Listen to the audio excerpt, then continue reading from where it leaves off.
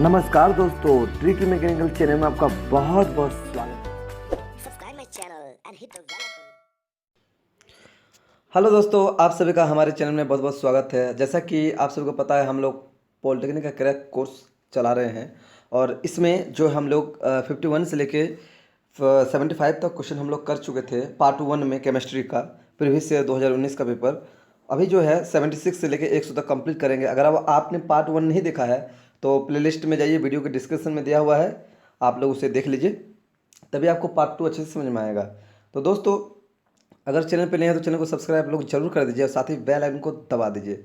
और हाँ दोस्तों, अगर आपको ये वीडियो पसंद आता है तो दिल से लाइक कीजिएगा, और अगर पसंद नहीं आता है तो आप डिसलाइक जरूर कीजिएगा और साथ में कारण भी बताइएगा कि आपने डिसलाइक क्यों किया है ना, ताकि नेक्स्ट वीडियो में आपको सुधार पाऊँ। ठीक है, तो देखिए 76 का क्वेश्चन देखिए यहाँ पे। सबसे पहला, वायु के संपर्क में आने के कुछ समय बाद चांदी के पदार्थ काले हो जाते हैं, इसका क्या कारण है?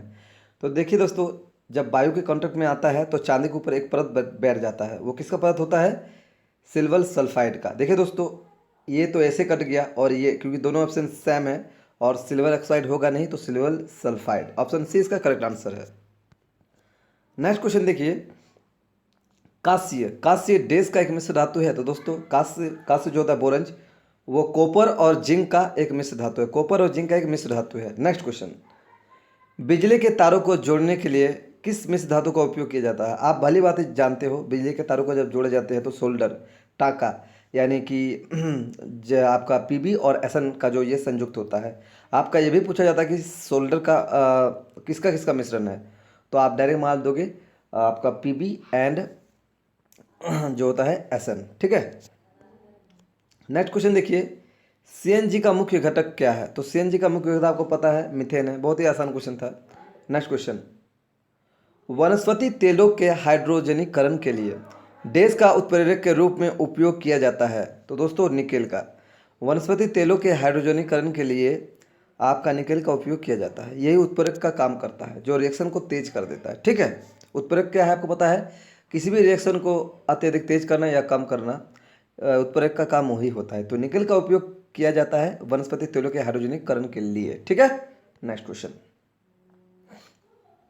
नेक्स्ट क्वेश्चन है, इथेनॉल का निर्जलीकरण अगर करा जाए तो क्या देता है? सिंपल सी कॉन्सेप्ट है, यही आपको समझना है कि इथेनॉल का जब निर्जलीकरण होता है तब हमें इथीन मिलता है, ethene, C2H2। Okay, next question,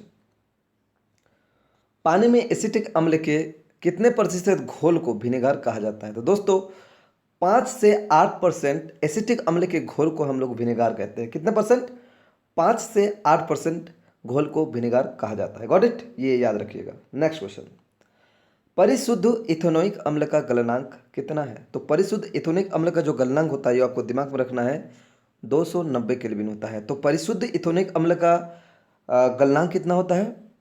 तो 290। तो इसका सही आंसर है 290, ऑप्शन डी। नेक्स्ट क्वेश्चन,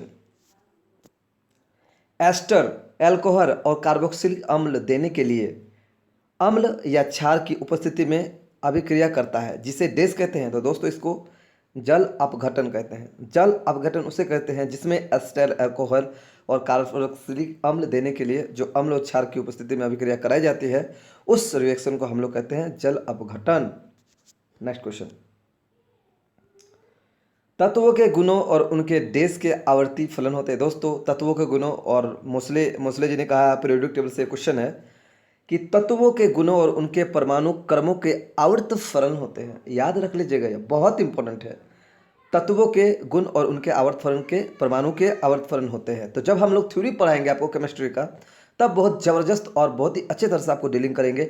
बस आपको कमेंट में लिखना है कि हम लोग जो इसका क्रैक कोर्स आप लोगों की, आप पेड का चिंता मत कीजिए, बहुत ही कम पैसों में आपको किया जाएगा। ठीक है, बहुत ही कम पैसे, एकदम आप सोच नहीं सकते इतना कम पैसा आपको लिया जाएगा। ठीक है, नेक्स्ट क्वेश्चन, आधुनिक आवर्त सारणी में आवर्त कितने होते हैं? दोस्तों, हम लोग जानते हैं कि आवर्त 7 होता है, ग्रुप आपका जो ग्रुप जो बोलते हैं समूह 18 होता है।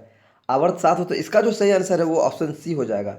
आवर्त 7 होते हैं और ग्रुप 18 होते हैं, ये भी याद रख लीजिए। Next question, metalloids. Metalloids English नाम बोला है, हिंदी नाम का उपधातु। उपधातु मतलब वो धातु जिसमें धातु और अधातु का दोनों का गुण मौजूद हो, उसे उपधातु कहते हैं। तो इसमें कार्बन भी नहीं होगा, लोहा भी नहीं होगा और मैग्नीशियम नहीं होगा, तो सिलिकॉन इसका सही आंसर है। तो मेटालॉइड्स का सही आंसर जो है सिलिकॉन है, जर्मेनियम है, ये सब है। आप लोगों को जो थ्योरी पढ़ाया जाएगा सब बताया जाएगा, क्योंकि यहाँ पे क्रैक कोर्स है, इसीलिए यहाँ पे खाली क्वेश्चन बता रहा हूँ। यहाँ पे देखिए नेक्स्ट क्वेश्चन, क्लोरीन के एम कोष में कितने इलेक्ट्रॉन है? दोस्तों 7 होता है। कैसे?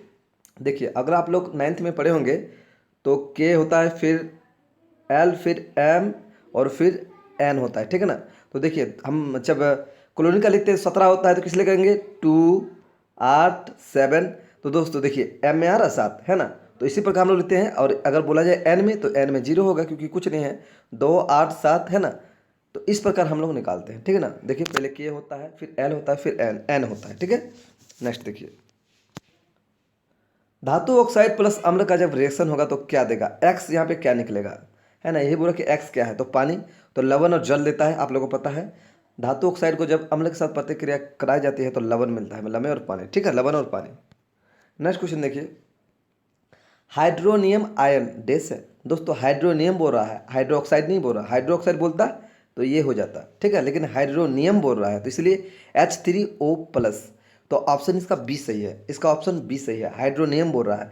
अगर हाइड्रो ऑक्साइड बोलता तो ये होता, ठीक है, ऑप्शन डी होता, लेकिन यहाँ पे हाइड्रोनियम बोल रहा है तो इसलिए H3O+ होगा, ठीक है, इसी को हाइड्रोनियम कहा जाता है। Next question, milk of magnesia का पीएच मान। बहुत ही आसान क्वेश्चन, डायरेक्ट पीएच मान से। अगर आप लोग एसिड, बेस एंड सॉल्ट, अम्ल, क्षार और लवण पढ़े हैं तो आपको पता होगा कि 10.5 होता है, क्योंकि मिल्क ऑफ मैग्नीशिया एक क्षार है और क्षार का जो होता है 10.5 इसका होता है। ये वैल्यू भी आपको याद रखना है। तो ये सब बताया जाएगा आपको थ्योरी क्लासेस में, जब हम थ्योरी क्लासेस लेंगे।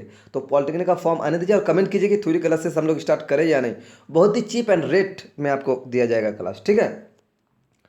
नेक्स्ट क्वेश्चन देखिए, शुक्र ग्रह का वातावरण देश के कारण घने सफेद और पीले बादल से बना होता है। दोस्तों H2SO4 यानी सल्फ्यूरिक अम्ल, इसका नाम क्या है, रासायनिक नाम सल्फ्यूरिक अम्ल, जिसको H2SO4 कहते हैं। इसी के कारण शुक्र ग्रह में वातावरण में एक सफेद और पीले बादल छा जाते हैं, ठीक है। नेक्स्ट क्वेश्चन बहुत ही आसान, टमाटर में कौन सी अम्ल उपस्थित है? ऑक्जेलिक अम्ल, आप लोग को पता है ना। नेक्स्ट क्वेश्चन देखिए 94, सोडियम क्लोराइड के जलीय घोल को डैश कहते हैं। दोस्तों बहुत ही इंपॉर्टेंट है, ये रट लीजिए, डायरेक्ट क्वेश्चन है। सोडियम क्लोराइड के जलीय घोल अगर बोला जाए तो ब्राइन होता है। अगर जल में आपका सोडियम क्लोराइड घुला हुआ है तो उसको हम लोग ब्राइन कहते हैं, ब्राइन, ठीक है। तो आपका ऑप्शन ये ए हो गया। नेक्स्ट क्वेश्चन, ब्लीचिंग पाउडर को दर्शाता है। दोस्तों ब्लीचिंग पाउडर का फॉर्मूला आप जानते हैं क्या होता है, डायरेक्ट फॉर्मूला दिया हुआ CaOCl। इसको कभी कभार क्या करते हैं, इस प्रकार भी लिख देता है CaOCl, ऐसा करके ब्रेक कर देता है, फिर Cl लिख देता है। तो घबराने की जरूरत नहीं, Cl2, तो यही फॉर्मूला आता है। दोस्तों देख सकते हैं ब्लीचिंग पाउडर का जो दर्शाया जाता है वो CaOCl2। इसको अगर रासायनिक नाम बोला जाए तो क्या बोलिएगा, है ना। ये भी इंपॉर्टेंट हो सकता है कि ब्लीचिंग पाउडर का रासायनिक नाम क्या है, क्वेश्चन पूछा जा सकता है। तो कैल्शियम ऑक्सीक्लोराइड, कैल्शियम ऑक्सीक्लोराइड याद रख लीजिएगा, कैल्शियम ऑक्सीक्लोराइड। नेक्स्ट क्वेश्चन क्या बोल रहा है, सोडियम कार्बोनेट का पुनः क्रिस्टलीकरण उत्पादित करता है। अगर सोडियम कार्बोनेट का पुनः क्रिस्टलीकरण किया जाए तो क्या उत्पादित करेगा? तो दोस्तों ये क्वेश्चन जो भी है ये भी बहुत इंपॉर्टेंट क्वेश्चन है कि सोडियम कार्बोनेट का जब पुनः क्रिस्टलीकरण किया जाता है तो उत्पाद होता है धुलाई का सोडा, यानी कि वॉशिंग सोडा। और वॉशिंग सोडा का फॉर्मूला हमने क्या बताया था, सोडियम सोडा है तो सोडियम होगा, है ना, क्योंकि इसमें भी सोडा है तो ये भी सोडा हो जाएगा। लेकिन कौन सा सोडा, ये हो जाएगा सोडियम कार्बोनेट, वॉशिंग सोडा का सोडियम कार्बोनेट। और बेकिंग सोडा बोले तो सोडियम बाइकार्बोनेट, बेकिंग सोडा को सोडियम बाइकार्बोनेट, और धोवल जो धोने वाला सोडा होता है उसको हम लोग कहते हैं सोडियम कार्बोनेट। चलिए नेक्स्ट,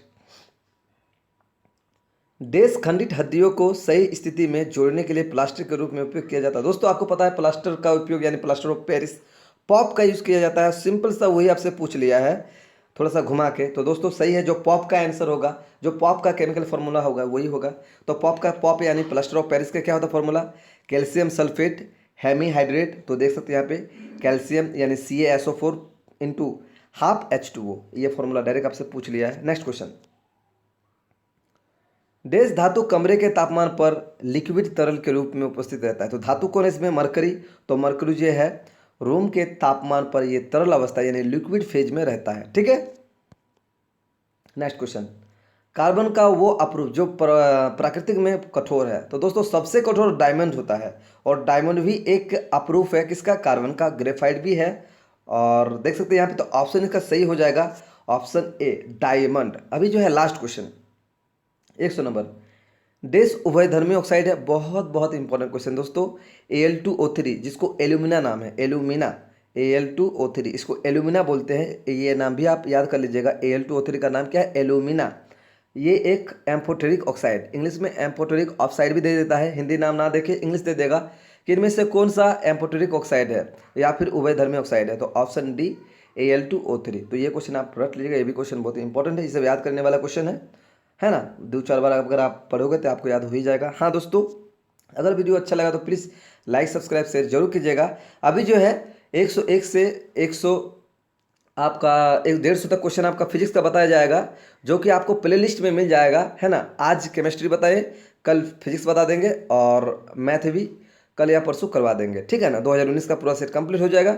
उसके बाद 18, फिर उसके बाद 19, उसके बाद 17, उसके बाद 16, उसके बाद 10 को प्रीवियस ईयर का सेट।